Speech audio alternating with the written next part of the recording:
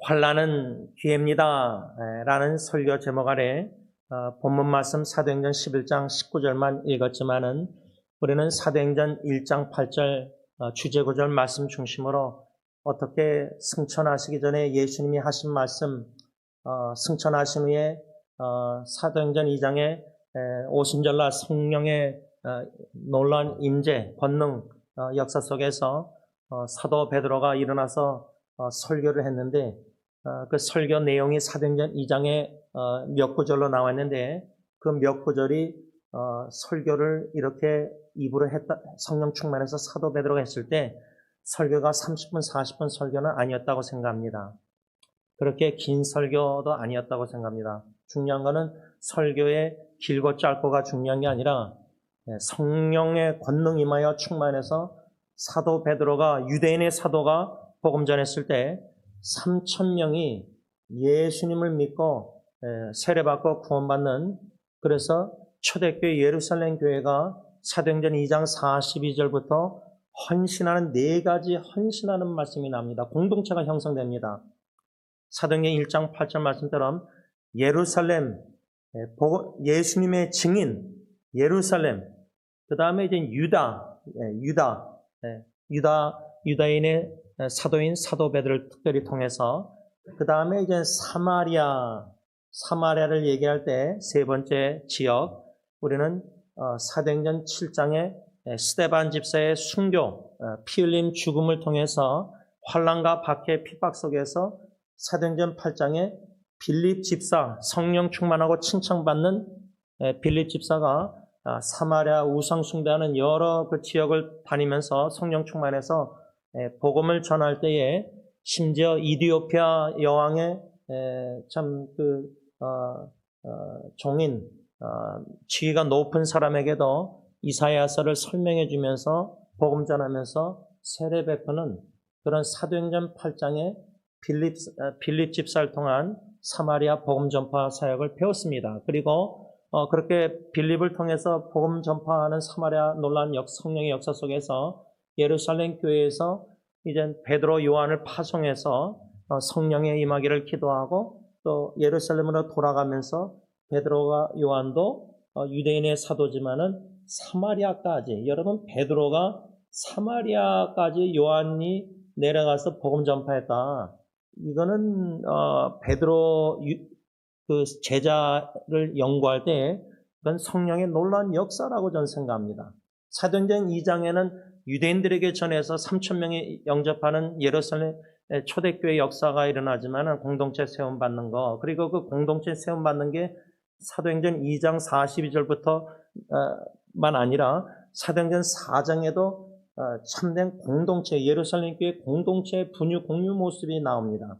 그런 유대인의 사도가 8장에서는 이렇게 사마리아까지 내려와서 예루살렘 교회에서 그렇게 요한과 함께 복음 전파했다. 이것이 환난이 무슨 기회냐 할 때 첫 번째로 환난이 주님의 그리스도인들, 주님의 종들을 흩어지게 만들었다는 겁니다. 흩어져서 복음을 전파하게 만들었다는 겁니다. 교회가 모이기를 힘쓰는 것도 히브리서 10장 24절 25절 예수님이 재림이 가까울수록 이제 가정, 식구, 친척, 자녀들도 모여서 식사하기 힘든 모이질 않습니다. 다 개인주의입니다. 그것도 성경의 예언의 성취입니다. 말세지 말에 이기적이 되고 부모님도 사랑 안 하고 돈을 사랑하고 다 우리 배운 말씀들 아닙니까? 그런데 모이기를 힘쓰는 교회와 가정, 공동체 모든 예수 믿는 선교단체나 공동체가 모이기를 힘쓰는과 동시에 흩어져야 됩니다. 흩어져서 복음을 전파해야 됩니다. 우리가 교회적으로 말하면 이렇게 토요 새벽기도, 이제 수요 예배도 이제 다음 주부터는 본당에서 이제 온라인도 드리지만 또 주일 예배 모여서 이제 나가서 흩어져서 가정으로 돌아가서 직장으로 돌아가서 이웃에게 돌아가서 온라인이나 오프라인이나 복음을 전파해야 됩니다. 이것이 환난의 첫 번째 기회라는 것을 우리가 배웠는데, 실제로 우리 삶의 개인과 가정과 교회라는 공동체, 어떤 선교단체, 모든 신앙의 그리스도인 공동체 적용할 때 모이면서도 우리가 한마음 한뜻 한 사랑으로 같은 사랑으로 하나님께 예배와 서로 사랑하지 못하고 분쟁과 분열과 다툼과 갈등과 시기와 그러면서 또 흩어지는 것도 이제 집으로 돌아가고 다 흩어지지만 우리는 주일 모여서 하나님께 예배드리고 받은 말씀을 흩어져서 제일 가까운 가정에서부터 말씀 순종을 하지 못하고 있습니다. 하려고 애쓰고 노력하고 몸부림치지만 하나님의 은혜가 없이는 우리 힘으로는 받은 말씀조차도 주일 오후부터 집에 돌아가서 순종을 못합니다. 아는데 배웠는데 배운 거를 순종 못하니까 더욱더 교만해지고 더욱더 신앙이 성숙해지지 못하고 점점 매너리즘에 빠져서 이런 위험이 너무나 많습니다. 받은 은혜를 말씀을 순종 못할 때는 받은 바 책임을 못할 때는 순종 못할 때는 더욱더 우리 신앙은 퇴보할 수밖에 없습니다. 둘 중에 하나입니다. 오늘도 말씀을 받고 흩어져서 각자 돌아가서 이제 순종하느냐 불순종하냐 둘 중에 하나인데 순종하면 신앙이 성장하면서 성숙해지는 거고 신앙이 전파되는 거고 불순종하고 잊어버리고 까먹고 불순종하게 되면은 이제 신앙이 퇴보하는 겁니다. 신앙이 머물러 있는 게 아닙니다. 우리는 지금 신앙이 성장 아니면 퇴보 둘 중에 하나를 하고 있는 겁니다. 이 첫 번째 환난의 기회에 흩어져 복음 전파를 우리가 배웠고 두 번째로 제가 선교지 가기 전에 환난이 무슨 기회냐 할 때 사도행전 8장은 빌립 집사, 베드로, 요한, 사마리아 복음 전파했지만 9장에 가서는 핍박자, 열심으로 교회를 핍박했던 사울이라는 인물이 참 다메섹 도상에서 회심하고 예수 믿고 구원받고 또 커미션, 또 파송을 사명을 받아 부르심받아 이방인의 사도로 세움받는 말씀을 이미 배웠습니다. 제가 선교지 가기 전에 그 사도행전 9장 말씀 속에서 평생 처음 던진 질문을 여러분들에게도 나눴는데 왜 하필이면 사울인가? 이방인의 사도 캔디데이트, 후보자, 우리가 대통령 후보, 정치 후보, 교회 청빙 후보 다 이렇게 직분자 후보 이렇게 장로, 권사, 피택 보면은 후보들 보면요. 우리가 인간의 생각하는 것과 하나님의 생각이 천지 차이라는 이사야 말씀을 사울에게서 점점 더 느끼는 것은 인간적으로 생각으로 보면 사울은 이방인의 사도로 세움받을 후보가 될 수가 없는 인물이었습니다. 오히려 빌립 집사가 사마리아를 복음 전파하면서 땅끝까지 이방인의 사도나 할지라도 지도자로 세움받으면 얼마나 좋았을까. 또 12 제자 중에 사도들 중에 다른 베드로는 유대인의 사도라면 다른 사도들이 있잖아요. 근데 왜 12명에 속해 있지도 않았던 예수도 믿지 않은 불신자뿐만 아니라 핍박자인 해방자였던 사울을 왜 하나님은 부르셔서 회개케 하시고 예수 믿게 하시고 회심 구원케 하시고 이방인의 사도로 세우셨는가? 이 질문을 제가 평생 처음 던졌다는 것을 선교지 가기 전에 여러분들에게 나눴습니다.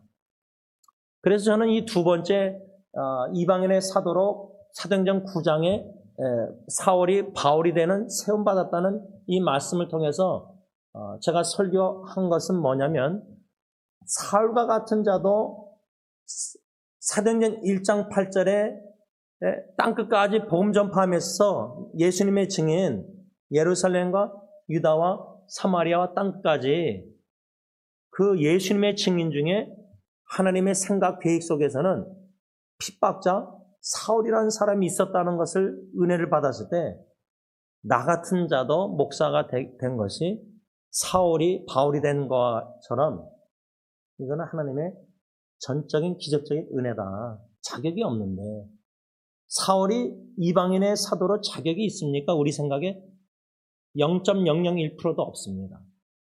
그런 핍박자는 하나님이 치셔가지고 오히려 죽기를 바랄 수 있잖아요. 인간적으로. 그렇죠? 그래서 주일 설교 골로새 4장 7절부터 9절에 오네시모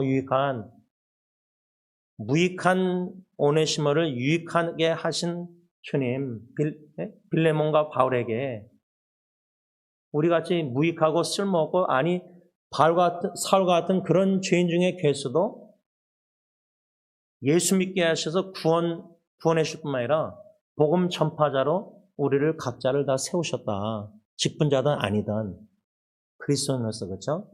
이것을 우리가 3주 전에 배웠습니다. 세 번째 이젠 중요한 거는 환란이 무슨 기회냐? 흩어져 복음 전파하게 하신 것. 두 번째로 이방인의 사도 바울 지도자를 세우는 좋은 기회다. 그리스도 중심된 꿈을 가진 일꾼. 그래서 저는 엔세나다 청소년 집회가 이제 5월 달에 또 있는데 보니까 제가 가서 설교도 해보고 이제 선교사님들 얘기도 들어보고 청소년들 이렇게 접할 때 엔세나다 청소년들은 우리 자녀들 청소년들처럼 미국에 사는 청소년처럼 그렇게 안락하게 가정도 부모가 있고 아버지도 있고 그렇지 않습니다. 거의 아버지가 없어요. 그러니까 제가 하늘에 계신 우리 아버지, 하나님 아버지 설교하기가 힘들었습니다. 육신의 아버지가 없는 사랑을 못 받은 청소년들이 보이지 않는 영이신 하나님의 아버지 설교할 때 성령의 역사 아니고서는 사랑을 느낄 수가 없습니다. 그러니까 그들 청소년들 나름대로 박해가 아닐지라도 여러모로 고난과 역경과 어려운 가운데 있는 청소년들을 그런 상황이 위기가 무슨 기회냐? 지도자 양성입니다. 세움받는 거, 일꾼 세우는 겁니다. 그래서 당회에서는 엔세나다 청소년 수련회 할 때마다 재정적으로 후원하는 이유가 일꾼 한 명 양성하는 게 얼마나 중요해요. 그러면은 이거를 여러분들의 가정에 적용하면요, 여러분들의 자녀손들이 위기와 역경과 어려움이 있다. 부모님의 입장에서, 할아버지 할머니 입장에서 볼 때 이것이 기회라는 겁니다. 믿음의 아버지 어머니, 믿음의 할아버지 할머니라면 여러분들의 자녀 모든 지금 후손들 어려운 역경, 마음에 참 근심 걱정, 기도 두려움 기도할 때 환란이 기회라는 이 설교 제목만 받을 때 무슨 기회냐? 사울이 바울이 돼서 세움받는 지도자, 이방인의 사도, 예수님의 증인, 우리 자녀 후손이 예수님의 증인, 복음 전파자, 증인, 지도자로 세움받았으면 좋은 기회라는 믿음이 생겨서 그 위기를 기회로 삼고 하나님께 부르짖고 간구한다는 거예요. 그런 믿음의 부모님, 할아버지, 할머니가 돼야 된다는 거예요. 오늘 세 번째, 네 번째, 마지막 두 가지를 좀 묵상하려고 하는데, 환란이 무슨 개냐 할 때, 사도행전 그렇게 9장에 사울이 바울이 되는 이방인의 사도로 세움받는 두 번째 역사, 그 다음에 사도행전 10장에 무슨 역사가 일어나죠? 사도행전, 성령행전, 성령의 역사가 사도행전 10장에 뭐가 나오죠? 바로 고넬료, 이방인, 하나님을 경외했지만 예수를 믿지 않는 이방인 이 고넬료 개인 한 사람만 아니라 집안이 다 예수님을 영접하는 놀라운 구원의 역사가 일어납니다. 우리가 다 실제로 알고 믿는, 또 경험하고 간접적으로 말씀이 뭐죠? 주 예수를 믿으라. 그리하면 너와 내 집이 구원을 얻으리라. 그게 어디 나오죠? 사도행전 16장에 바울과 실라가 감옥에 갇혔을 때 우리가 찬양의 기적을 경험하라 다 이미 배운 말씀이에요. 간수가 자살하려다가 왜? 지켜야 될 프리스널, 죄수들이 도망갔다고 생각하고 그때 바울이 육신의 죽음 자살하려고 하는 간수만 생명만 건진 게 아니라 내가 어떻게 해야지 구원을 받습니까? 주 예수를 믿으라 너와 내 집을 구원하라. 간수가 뿐만 아니라 집안이 다 예수 믿고 세받는 구원의 역사가 일어나요. 물론 그 이전에 바울과 실라, 바울 쫓아다니는 귀신 들린 여자를 예수의 이름으로 귀신을 쫓아냈을 때 귀신 들린 여자가 아마 점괘를 보든지 미래를 모르겠어요. 주인들이 한 명이 아니었던 것 같은데 돈을 못 보니까 이제 감옥에 집어넣잖아요. 이런 말씀도 사도행전 16장에 결국 그 위기가 바울 복음 전파자의 고난과 박해와 억울한 누명과 감옥 갇힌 위기가 복음은 갇힐 수가 없기 때문에 성령의 역사 속에서 그렇게 간수의 집안에 다 예수 믿는, 그래서 저는 우리 윤 장로님 부부를 볼 때 윤 열사님 혼자 예수 믿었는데 거기가 그 집안 유기창 집사님 부부 다 이민 오셔서 우리 교회에서 다 예수 믿고 세례받고 원로 목사님 살 때, 물론 지금 제가 기도하는 거는 우리 임재 집사님 남동생 임재 집사님의 그 딸 아직 지원자매나 지금 예수를 아직 교회를 안 다니는 것 같은데, 중요한 거는 주 예수를 믿으라 너와 내 집이 구원을 얻으라 할 때 고넬료 집안이 개인만 아니라 집안이 다 구원받은 그 사도행전 10장 기록 말씀, 그 말씀에 여러분들이 아는 게 뭐죠? 베드로가, 유대인의 사도가, 그것도 이상해요. 고넬료 집안을 복음 전파한다 할 때 왜 유대인의 사도 베드로를 쓰셨는가?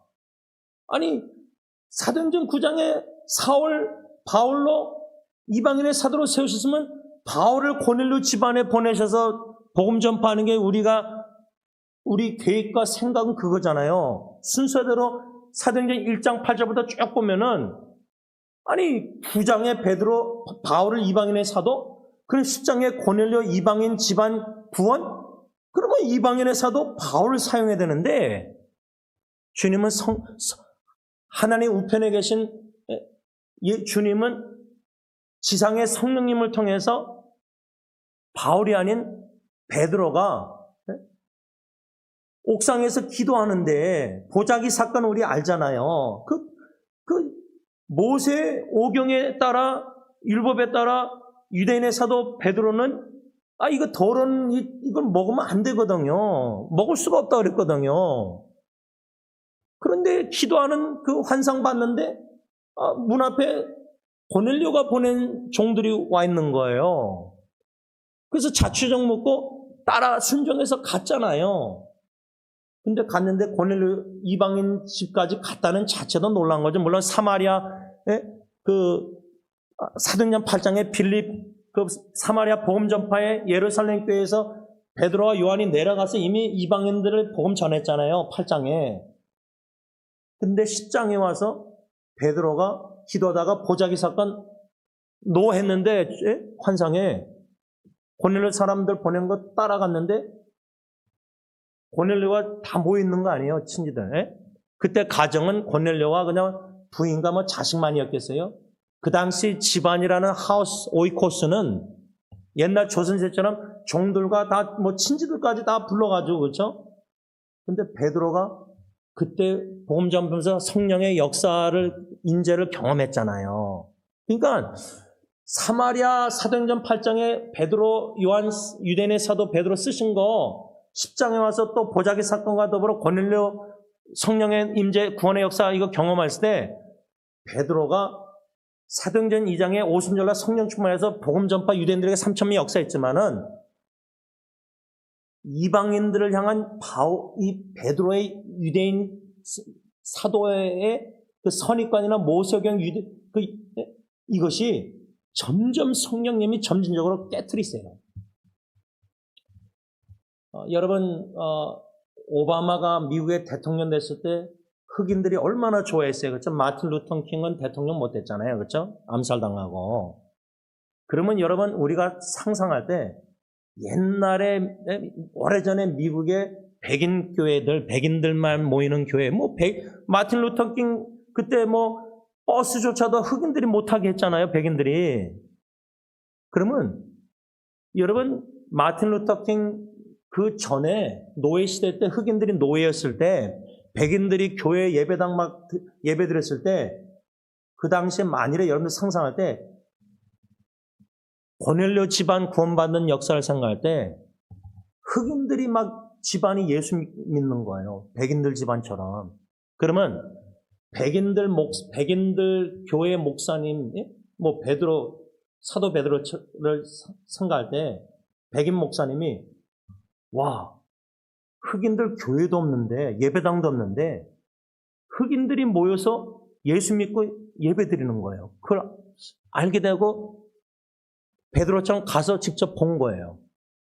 그러면 그 백인 목사가 선입관, 이거 안 깨지겠습니까? 지금 저와 여러분들이요, 우리가 가진 선입관이 전통적이든 무슨 선입관이 아주 강한 게, 그거는 성령의 깨트리심 아니고는 절대 안 변하는 우리가 가지는 선입관들이 있어요. 뭐 처음에 우리 히스패닉 사역 성령님이 하게 하실 때 고명수님 초청해서 히스패닉 분들, 한국 분들처럼 공부, 교육, 가정 이런 거 다 뭐 결혼식도 안 올리고 가정을 이루고 그러다가 자녀 낳고 그 자녀가 이제 또 결혼식도 안 올리고 자녀를 낳고 그러면 우리 입장에서는 어떻게 결혼식을 예배를 안 드리는가? 결혼 예배가 하나님 앞에 언약으로 신학적으로 모르겠습니까? 제가 얼마나 중요한데 근데 이제 한국어 사역에 우리 자녀 후손들도 이제 그렇게 동거하면서 살아요. 결혼식 안 올려요. 그러면 옛날에 우리가 저 라티노 히스패닉 뭐 이렇게 결혼 저렇게 막 안 하고 예배 뭐 가정 뭐 자식들 낳고 근데 이제 우리 자녀 후손들이 그렇게 됐어요. 그때서 우리가 그때 히스패닉 남미 사람들 그 가정 막 그렇게 한 거 우습게 보고 막 판단하고 저지하고 정죄까지는 안 할지라도 우습게 보고 업신여기고 그렇죠? 근데 이제 우리 자녀손들이 그러고 있어요. 동거하고 결혼식 안 올려요. 그리고 애 낳아요. 또 애 어버션 다 지워요. 임신하고. 어떻습니까? 여러분들의 전통적인 모태신앙에 가졌던 선입관들 깨지고 그래도 안 깨지고 계시면요. 자녀 후손들 겪으면서 그러면 진짜 바리새인만큼 교만한 거예요. 진짜 외식계 완전 굳어진 종교생활인지 진짜 신앙인이 아니에요. 제가 볼 때는. 어센틱 크리스천이 아니에요. 아무리 신학 공부 많이 하고 아무리 뭐 많이 알아도요. 성경을 진짜 크리스천은 아니라고 생각해요. 여러분 이 말씀이 이게 지금 얼마나 심각한지 여러분들 자녀 후손들 지금 피부로 느끼잖아요. 여러분들 자녀 후손이 아니래도 지금 여러분들이 주위에 사랑하는 성도님들의 자녀 후손들 관심을 갖고 기도하고 있다면은 지금 그들의 결혼들의 자녀 지금 심각한 거를 지금 쉬쉬하면서 아무도 모르지만 비밀리 여러분들에게만 나누는 분들이 있다면은 지금 얼마나 심각한 거 자녀 후손들 지금 동성애 성전환 이거 다 지금 겪고 있잖아요. 지금 이제는 우리 시대 여러분들 시대는 몰랐던 걸 지금 후손들이 지금 뭐 정신질환뿐만 아니라 엄청나게 지금 심각하잖아요. 뭐 목사님들도 만나보면 다 쉬쉬해요. 근데 얼마나 힘들었으면 자녀 부부 뭐 우울증 약 먹고 지금 다 심각하거든요. 근데 아무도 몰라요, 전.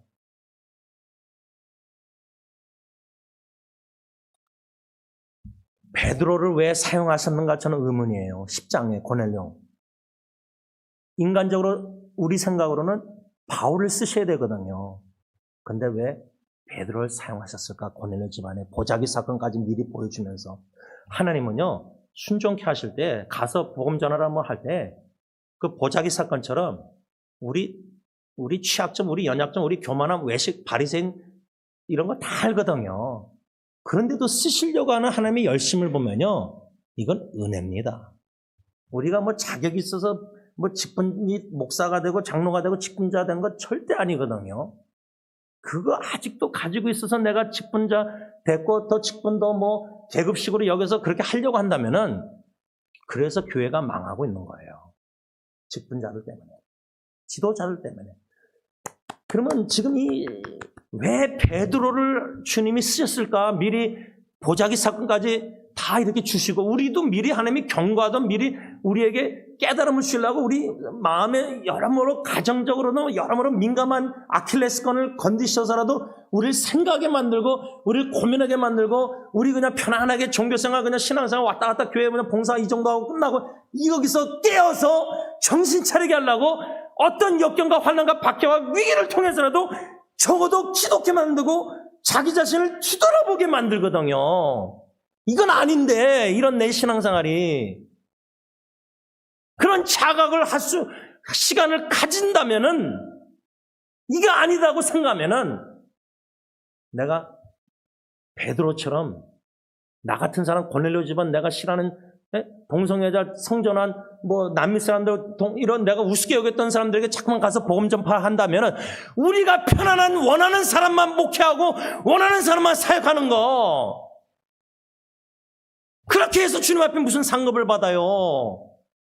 우리가 선입관에 원치 않는 힘든 사람에게 자폐증이든 치매에 걸린 사람이든 섬기게 하실 때에 깨지게 하시는 축복 위기의 기회를 누려야 되잖아요. 힘들어도 너무나 괴롭고 정신질환이 올지라도 그렇게 몸부림쳐야지 편안하게 신앙생활해서 되겠습니까? 우리 교육자들이 먼저.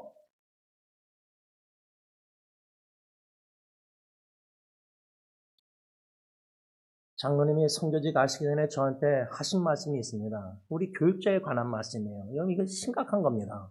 저는 심각하게 들리는데 어떻게 될지 모르겠어요. 사례비 받고 봉사하는 우리 사역자들은 가볍게 이 말씀 들으면 안 됩니다. 교회가, 당회가, 우리가 당회부터 깨지고 회개하고 이렇게 몸부림치면서 지금 막 몸부림칠 때, 당회가 여러분들을 이렇게 편안하게 다 사역하시도록 지지하고 다 후원하지만은 그걸 가볍게 여기면 안 됩니다. 베드로가 깨지고 부서지고 고넬료 집안에 이런 모든 성령의 인재 역사, 그런데도 베드로는 또 범죄합니다. 그러니까 얼마나 유대인의 사도로서 이방인에 대한 그 선입관 뭔가 이런 차별하는 모든 디스크리미네이션, 그 뭐 마찬가지죠. 지금 우리 보수 목사 지도자들이 장로 교회들이 동성애자가 교회 왔다, 성전하는 교회 왔다, 뭐 찬양대 쓴다, 반주한다, 이거 뭐 못하게 한다, 수 들어온다. 지금 미국 교회 이런 일이 지금 계속 일어나고 있잖아요. 우리의 그 당시로 얘기하면, 지금으로 말하자면 우리가 생각하는 동성애자, 성전한, 뭐 결혼하고 이혼하고 3번, 헐리우드 사람들처럼 3번 이혼하고 3번 결혼하고 4번 하고 막 이런 사람들을 향한 불쌍히 여기는 국리적인 마음으로 복음 전파하는가, 장애인들. 근데 그들을 섬기려면 더 희생해야 되거든요. 더 시간을 많이 투자하고 더 내가 힘들고 더 어려워요. 그런 길로 베드로를 고넬료 집안 인도하실 때 우리도 인도하시는데 우리가 그걸 거부하고 있다는 거예요. 말씀을 좀 정리하고자 합니다. 이 4번째는 수요일 날 들어가고요. 이 3번째, 이 고넬료 이 사도행전 10장의 구원의 역사, 성령의 역사, 이걸 할 때 왜 하필이면 베드로인가?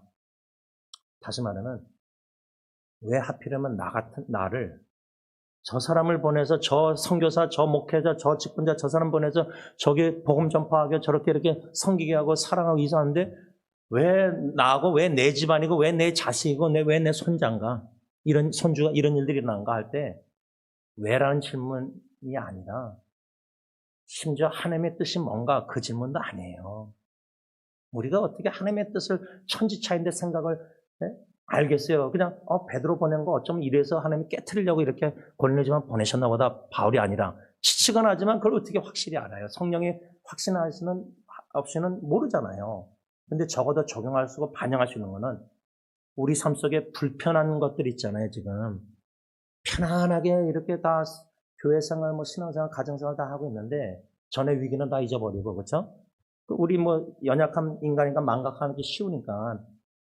그런데 조금 불편한, 여기서 교회 이렇게 딱 운전하고 15분, 20분, 30분 후에 안 막히면 가는데 사고 나서 막히는 것도 불편하고, 컴퓨터가 막 하는데 안 되는 거, 전화기도 막 빼도 이게 나가면 이것도 막 불편하고, 편리한 이 21세기 AI 인공지능 시대 때 조금만 불편해도 감사보다 컴플레인하고 불만족, 불평하는 이 습관적인 나의 죄악된 모습에도 심각하게 죄로 여기지 않는 상태에 내가 와 있다면은 우리에게 필요한 거는 계속해서 편안하게 섬기는 게 아니라 불편한 일들이 터져야 돼요.